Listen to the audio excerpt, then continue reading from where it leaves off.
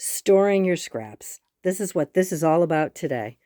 My 2.5-inch squares, I kind of throw them in random and just grab what I need when I need it. And then my 3 3/4 inch, 4 inches, 3.5, 4.5. And the most popular that I like to use, my 3-inch squares, a small assortment of 5-inch.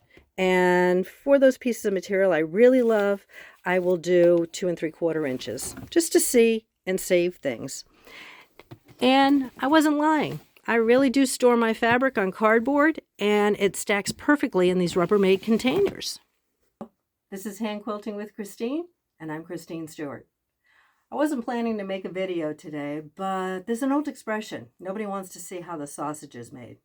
Well, I guess that's how you could describe getting rid of your scraps or working with your scraps. So at the end of a project, I like to take whatever bag I've used to store the project in. Sometimes I use an old envelope to track how much fabric I cut for the bolt, what did it cost per yard, how much was the backing, how much was the backing material, and then again, keeping track of all the floss. So that quilt I made, that was all patchwork made from my leftover 2.5-inch squares, I have to still process the extra floss I had. And I always hold on, when I open a skein, to the number of the color that corresponds with it. Number one, just in case I run out and I got to hit some more up, I've got the exact number of what I need. But also count it up at the end of the day just to see how much my floss costs for the project. And when we talk about scraps, it's not just taking your leftover fabric and cutting it into usable squares. What about this? When you've squared off a block, when you've squared off a quilt, what do you do with that? Well, that's where this baby comes into play. Whew. This is where all my scraps go. And no, I don't do chrome quilting.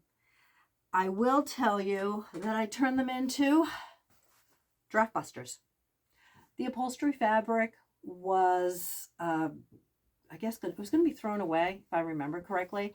And when I get enough to work with, and this could be leftover batting that's just too small for me to do anything, I'll cut it down and stuff one of this. I would say there's enough in here to do 1.5 draft busters. And yeah, you can buy these at any big store like a Lowe's or a Home Depot, and I think they're like gray, and they charge like $8 for them. At my craft shows, I sell these for $5 each. So it might match your decor. I have a variety of fabric that I use that's heavy duty. And also I've kept something out of the landfill, which is very important to me. But what other type of scraps do we have? Well, how about when we are doing a 45-degree cut on our binding? I keep a bag by my sewing machine, and you might recognize some of these as your squared off pieces. And I've been watching enough YouTube people to get ideas about this. They talk about, well, sew them back together again, or sew them to corresponding fabric, make a quilt out of that, which sounds like a good idea. This is only about 1/4 of the way filled, so it's going to be a bit before I feel like tackling it. I have to be in the mood to do that. Pause. Started already on another patchwork quilt. I was playing chicken with my bobbin and decided to cut up another 4-patch, or excuse me, not a 4-patch, 16-patch. And I've got the strips sewn together. I just got to make a block and square it off. This time I wanted to tackle using up my 3-inch blue blocks. So that's what I'm working on right now. And as my thumbnail picture showed you, that's how I store the rest of the fabric. By color. Could be strips, just something that's usable that could come in handy. And they're getting kind of filled. I think I'm going to have to do something with the purple pretty soon. And I have some blue in there that I can tackle with as well. Always keep track of your quilts, and you should always take a picture of them. I have been taking pictures of the quilts for a very long time. This was the very first quilt I ever gave somebody. And it's gone through over the years. Take a picture.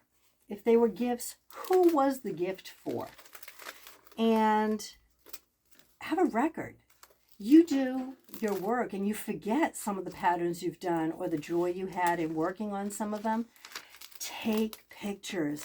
This is just a journal book that I'm not even sure where that came from, and filled it up with my pictures and my notes. And again, remember, keep track. Attached to the back is what the cost of making that quilt was. Great little keepsake. I'm on book number 2, and I hope to fill it while working on all these works in progress. So that kind of gives you an idea of what I'm working on today. I started this project about a half hour before I was supposed to leave for work the other day. So I just have a little bit more to fix up. And when I see the scraps that need to be processed, they go into this box. And when it starts to get a little full, I pull it out and I know I've got to manage my scraps. I hope some of these ideas of how I store my fabric and process my scraps help you out. Also, if you're trying to get your sojo back, processing your scraps can be a nice place to start because you're getting in touch with your fabric. You're seeing memories of old quilts that you worked on as you process. Maybe you get an idea for a quilt while you're cutting into the squares going, oh, I've got enough of this color to do maybe a wall hanging of some sort. So what I've talked about today, please hit the thumbs up button. Don't forget to subscribe so you'll always know when I have a new video popping out. Have a great day, and I hope you get to spend some time with your fabric. Take care.